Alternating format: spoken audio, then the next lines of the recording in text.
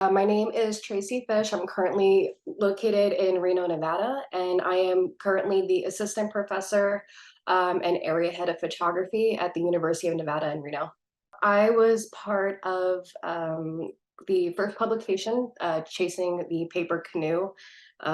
We kind of longstanding joke that it's the boat that never sinks because it keeps coming back every few years. But I was fortunate enough to be one of the photographers for the publication. And I just have to say how critical that was for me to get those hands-on experiences. And I think more programs across the country should be able to find ways to include that for the students because I think it really gives a much different experience. I mean, you guys have also had, if I remember correctly, like after me, you guys did like museum exhibition. I remember reading about, and I mean, these are fantastic opportunities, and I mean, it really gets the students out into these real world experiences that I think are more beneficial than they realize at the time. Like at the time, I didn't know the impact it would have on me and my career. Like this book helped me get into grad school. This book helped me, set a path of working in a very specific way. And it might not be that for every single person, but it definitely opened up a new way of working and thinking that wasn't even on my radar until being part of the project and being part of the press. So, I mean, this book helped me get into grad school. What I learned through the collaborative aspects of it is something that really drives me when I work collaboratively today. I think that's the biggest takeaway. The things that work, the things that don't work, especially working with, you can't always collaborate with every single person. I mean, you can try to, but there's this kind of synergy and magic that has to happen for it to really work. And it worked for the paper canoe. It was just, we knew how to read each other. We knew how to communicate with one another. When Tim was photographing, I knew, how to maneuver a different direction, right? Or vice versa. And I think about those things, like, when I look back at the book, like how much that's really just ultimately influenced the way I work today. It's better to try the thing you're thinking and have it not work than it is to keep thinking about it until you get to the right idea. It was magical. It was a dream achieved, and a little bit terrifying because then it was like, oh, so what's now that you've gotten this like lifetime dream of having a real book published with your images in it, what's next? So it was initially like extraordinarily magical, then gut wrenchingly terrifying, then pretty magical again when I started showing it to people and they're like, what? This is your stuff? Well, it's mine and Tracy's, and it was a whole team, but like this one, the here, this one, that's me. That's me. That's all me. So yeah, it was pretty magical. My name is Andrew Lesh. I was at Coastal about 10 years ago, and I went through grad school, and now I'm teaching English at a Texas college right now. I helped write one of the early projects with Athenaeum Press. It's My Life with Mickey, kind of in junction with Jane Spillane. We would go to, I think it's called Drunken Jack's in the inlet, and we'd sit down, we'd have a meal. I think I would get blackened fish every single time I'd show up. It was delicious. And she would just tell me stories. I was nervous and then wasn't as soon as she started talking. Just because she was just so much fun. It was like, oh, this is easy. I'm just talking to somebody now. So she made it a lot easier than it could have been, I think. And it was so cool just seeing my name on a cover. And I have this friend who he's not a big reader in general. He immediately went out and got that book and had me sign it. I was like, so that kind of spurred me into pushing more into the short story route.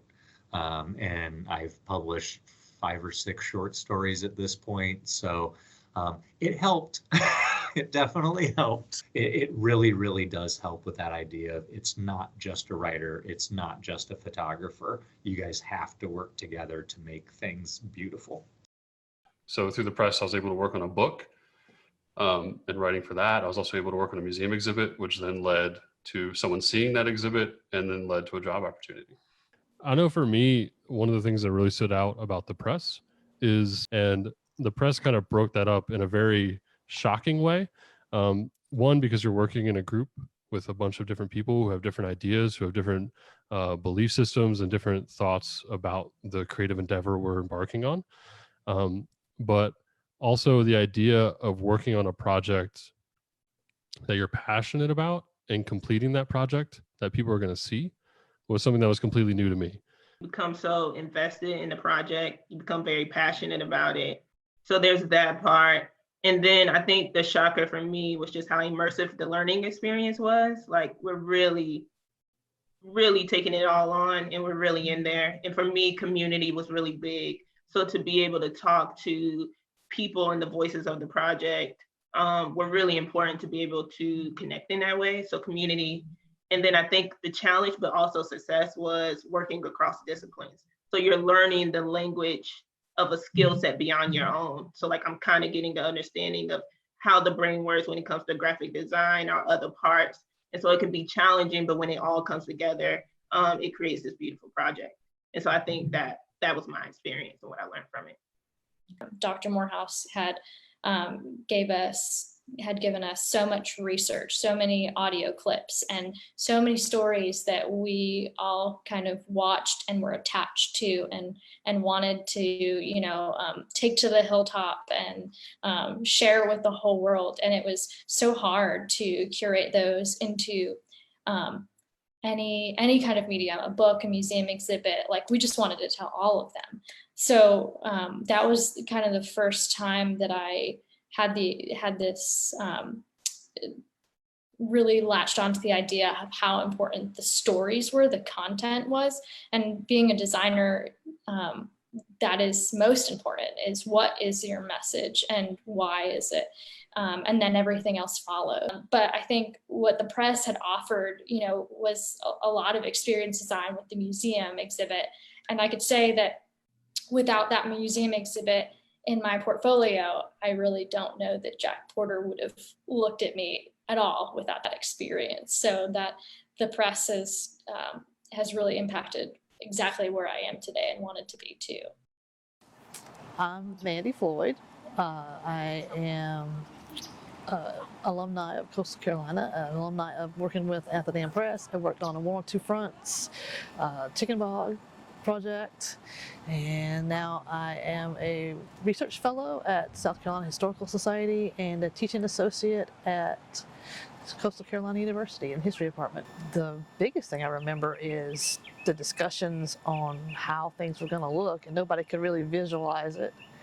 So that's when I decided, well, I'll just build a model of the room and bring it in, and did that, and it seemed to help, I think. People were able to actually take their pictures that they were working on, take their graphics, and put them in place, and like, oh, that's how that's going to look in real life, real time, and I think it helped move it along. It helped everybody process what's going to work and what's not going to work in that room.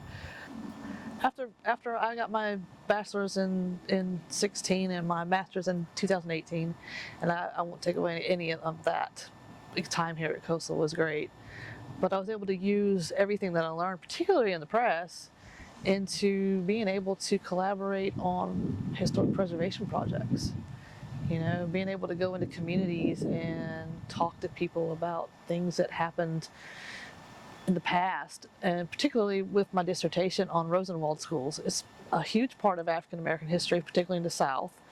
And coming from a war on two fronts and knowing some of the experiences that the students that I'm talking to about this school had actually experienced, it gave me a common thread to be able to relate to them. A lot of people go into working with other people and not know anything about their background and just full steam ahead, and then you end up stepping on toes and hurting feelings, and people feel left out because they're going to do it a certain way.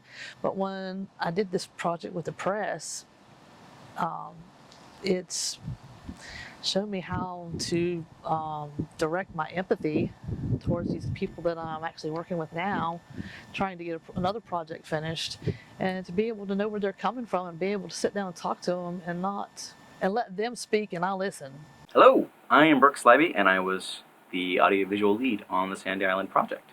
Most importantly, with my role being audiovisual, I have never worked with virtual reality before, and now I can say I can, or I have. Even though it's, fairly the basic understanding and process of VR, I can say that I have, and I am making a virtual reality. That's another thing to put on the resume, and that is awesome. I am Medea Walker, and I liked getting to meet the people on Sandy Island, so it was a really good experience for me just to see in a community that I've never seen before, where everyone stays together and remembers where they came from and will always love where they are. It was a really good experience for me, and I'm glad I learned a lot, and I was surprised that I took away so much from what I've learned from Ali and with learning HTML and CSS and a little bit of JavaScript. So it was a really good experience for me. I think it's amazing that the press pushes that it doesn't need it, that it has to have a digital and a physical component, and one component needs to sell, but that's not the only thing. Like, I think what makes all of our projects unique that we worked on was there's not just one single item, there's not just one avenue, one vehicle to tell the story. There are multiple touch points. I think with all the press projects, there's an openness from the team and the faculty that leads it, as well as the students that come in to support whatever means necessary to bring the story to life, which I think was really fun. And that was like one of the first moments that I kind of got exposed to that openness, and lucky enough to continue to work in that realm now. So I would definitely say I'm in a very unique position, and it's a dream job. It's definitely been amazing since I got to Converse, and I spent a year and a half on the global communications team as the global communications designer, and I had complete creative freedom over a lot of things that we were doing internally. Designed a lot of different events. My name is Jordan Sparakis. I'm in the graduating class of 2020, and I was fortunate enough to work on the project Rough Seas and Legacies. It felt like from the jump I was doing something like big and cool. As a local, born and raised Horry County native, it taught me that the unofficial tagline of the press is "Local Stories Matter." It was illuminating to see a story told that is old. No one who is alive today has any tangible relationship to pirates beyond like research, but you can say like pirates walked my backyard. It's fascinating. And you know what else happened in your backyard? Several other things, several other histories that have yet to be discovered. A technical, efficient standpoint, I would say that the press taught me a lot of professionalism, taught me a lot of collaborative efforts. We have hats hung up on the ceiling because it was told to me on day one, you will be wearing many hats in this project. So you will have to try your hand, you will have to give a shot to things you might not be comfortable with, things that you've never tried before, but all in the sake of like collaborating and building on top of it. We never had like a moment where somebody said something and like, that's dumb. We never had bad improv. It was very much yes and, until we yes and our way into something we all agreed upon and was big and cool. And there's a lot of things that I'm proud of from that project. I'm proud of how the photos I took were displayed. I'm happy with how we implemented the song I made. I was blown away by like the amount of work that everybody else was doing that I wasn't doing, like research and writing things. I liked the experience of placing vinyl and painting walls, like having this little concept be conceptualized. And man, again, I can only thank the press so much for opportunities like that. Name is Gray Eckert. I worked on Chicken Bog and I worked on Pirates. I feel a lot of nostalgia. I also feel a lot of good vibes because that was a process I really did enjoy. That freedom was really exhilarating, being able to make design choices and then execute those design choices as we wished under the guidance of both you and Scott. Finding supplies and sourcing supplies to make a wooden box that contained jars and needed shrink wrap, I was completely out of my element. It put designing into a context that I had never experienced before, and I think that context was fuller than something like sitting through Design 1. But even within those classes, there's not the level of concern with a professional output that there is with the press. That's something that you can put in your resume and portfolio forever, which is exhilarating.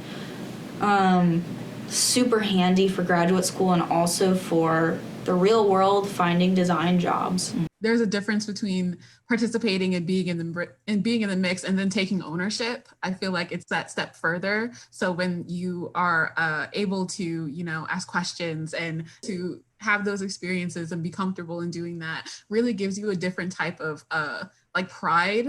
When you take pride in your work, you take ownership, and you say, this is my project as much as everyone else. I think it really gives you a different type of self-efficacy that you can do this and you can participate and you can influence and that your influence is also a good thing. The press really made me realize that I'm an agent, and I have influence. So I'm going to grad school because I was like, I don't want to do what the job market has for me right now. It's really boring to me. So I'm going to go into game development so that I can actually do the jobs that I are actually very passionate for. And actually the press really made me realize that I love sitting in a team and just being in that atmosphere of I don't know what you're talking about, but yes, keep talking. Yeah.